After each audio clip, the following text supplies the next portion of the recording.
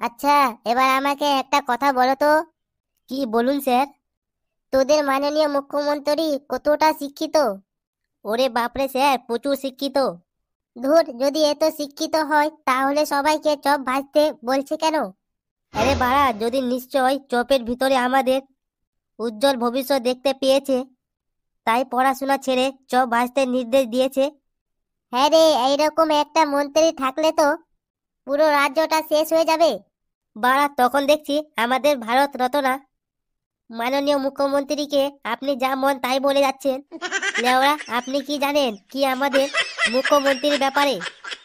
তোদের মুখ্যমন্ত্রী এমন কি করেছে রে যে আমাকে জানতে হবে? তাহলে বাড়া শুনুন, যদি আমাদের মাননীয় মুখ্যমন্ত্রী আব্দুল কালাম স্যারের জন্মগ্রহণ করতো, তাহলে আব্দুল কালাম স্যার এখনো মিসাইল ম্যান হতে পারতো না। কেন, তাহলে কি হতো রে? কেন স্যার, আমাদের ভারতের রতনীয় মাননীয় মমতা বন্দ্যোপাধ্যায় হতো। চুপ বাদর, ফাজলামি মারার জায়গা পাচ্ছিস না। ওই তো বাড়া, আপনাদের এইটাই সমস্যা। সত্যি কথা আপনার কোনো মতো বিশ্বাস করবেন না। বেশ বেশ, তোর কথাটা তাহলে মনে নিলাম। এবার আমাকে বলতো, তোদের মাননীয় মুখ্যমন্ত্রী যখন এতটা শিক্ষিত, যখন সায়েন্স টেকনোলজির ফিল্ডে এসে পুরো দেশকে সেবা করতে পারতো, এইসব রাজনীতিতে ঢুকলো কেন? Sir, good question. রাজনীতিতে কেন ঢুকলো? বাড়া, যদি দেশের সেবার কাজে ঢুকতো, তাহলে আমাদের সব সিগারা পেঁয়াজি এইসব শিল্পগুলো কি বাড়া আপনি করতো? পারে বাড়া, যতটাই ভালো করো আপনাদের কখনো বট ভরে না। স্যার, আপনাকে একটা গোপন কথা বলছি। কি বল দেখি। আমাদের মাননীয় মুখ্যমন্ত্রী একটা নতুন ক্রান্তিকারী জিনিস আবিষ্কার করছে। তোদের মুখ্যমন্ত্রী আবার কি আবিষ্কার করছে রে? স্যার, এবার থেকে রকেটের ভিতরে পানি ভরলে আকাশে উঠতে লাগবে। বাঞ্চোর ছেলে, ইয়ার্কি মারার জায়গা পাচ্ছিস না? রকেটের ভিতরে পানি ঢাললে রকেট আকাশে উঠতে লাগবে? এইসব উড়ানোর জন্য একটা রাসায়নিক পদার্থ ব্যবহার করতে হয়, জানিস? আবার বাং ব্যবহার করতে হয়। আমাদের মাননীয় মুখ্যমন্ত্রী ওইসব রাসায়নিক No, no, no, পদার্থ হাওয়ার চুটির নিচে রাখে। মারার নবানবীর সাথে গবেষণাটা প্রায় হয়ে গেছে, আর ইনি মারাচ্ছে হবে না। হ্যাঁ, হয়ে গেছে? তাহলে গবেষণাটা করছে কে?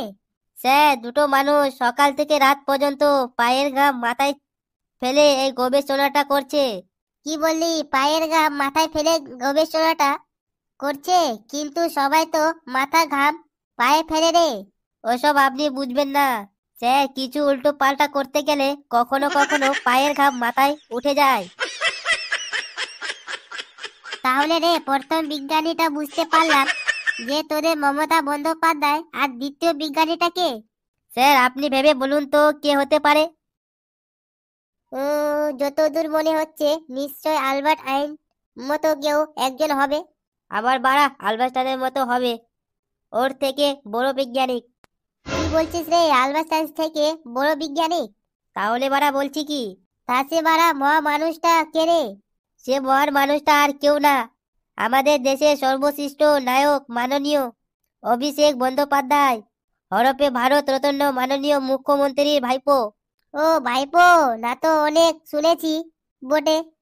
তো বাড়া শুনবেন না এমন একটা মহান বিপ্লবী নায়কের নাম? এই চুপ বাদর, মহা বিপ্লবী নায়ক মারাচ্ছে। সেদিন খবরে দেখলাম সবাই ভাইপো চোর বলে চিল্লাচ্ছে। দেখুন বাড়া, একটু মুখ সামলে কথা বলবেন, না হলে এক্ষুনি আপনার বিচিতে একটা চটাং করে লাট মেরে দেবো। বাড়া, আমার দাদু সৈনিক দাদার ব্যাপারে চরফট বললে আমার কোনো মতোই সহ্য করব না। তা চোরকে চোর বলবো না তো কি বলবো রে? বাড়া, আপনি কি বলতে চাইছেন? কি 26,000 চাকরি আমার দিদি দাদা খেয়েছে? হ্যাঁ, খেয়েছে তো। বাড়া, বেশ করেছে খেয়েছে তো। কি করবেন কি লেওড়া, সে তখন থেকে শুধু চাকরি খেয়েছে চাকরি খেয়েছে বলেই চিল্লাচ্ছে। বাড়া, দিদির পার্টির খরচা নাই, কত গুন্ডা মস্তান পুষতে হয়, তাদের পিছনে খরচা নাই? দিদি কত কিছু দিচ্ছে, সেগুলোর খরচা নাই? বাড়া, যখন এত দিচ্ছে তখন একটু চাকরি বাকরি খেলে কি ক্ষতি আছে? এই বাদর, আজ কত গরিব হয়েছে, যেগুলো শিক্ষক চাকরি হারা হয়ে কত বসে আন্দোলন করছে, সেগুলো কোনোদিন দেখেছিস? তা বাড়া, ওরা আন্দোলন করছে কেন? যতদিন আন্দোলন করছে ততদিন ধরে চপ ভাজা করে দিত, তাহলে আজ ওরা লাখ লাখ টাকা ইনকাম করে নিতে পারতো। বাড়া যেমন বারো চোদা রাজা, তার তো ঠিক তেমনই কেলা চোদা প্রজা।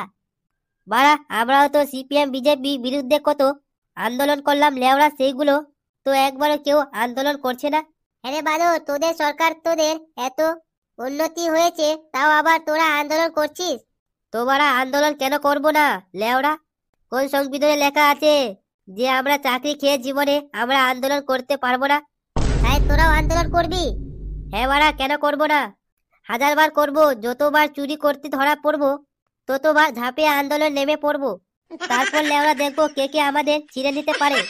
ছি ছি ছি ছি, তোদের একটু লজ্জা লাগে না এইসব করতে? বাড়া চুরি করছি তো লজ্জা কিসের? হ্যাঁ রে, তোরও কথাটা মানুষ হলে এমন করতে পারিস? দেখেন বাড়া, ভালো চাইছেন চুপ হয়ে যান, না হলে এক্ষুনি আপনার বিরুদ্ধে আন্দোলনে নেমে পড়বো।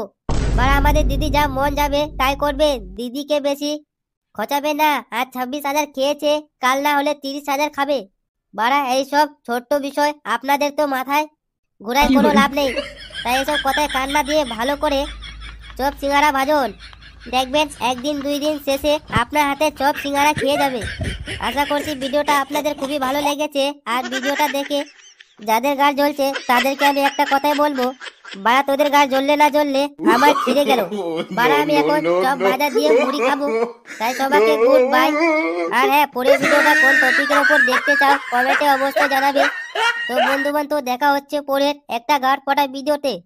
ততক্ষণ তোমরাও একটু চপ ভাজা দিয়ে মুড়ি খেয়ে নাও।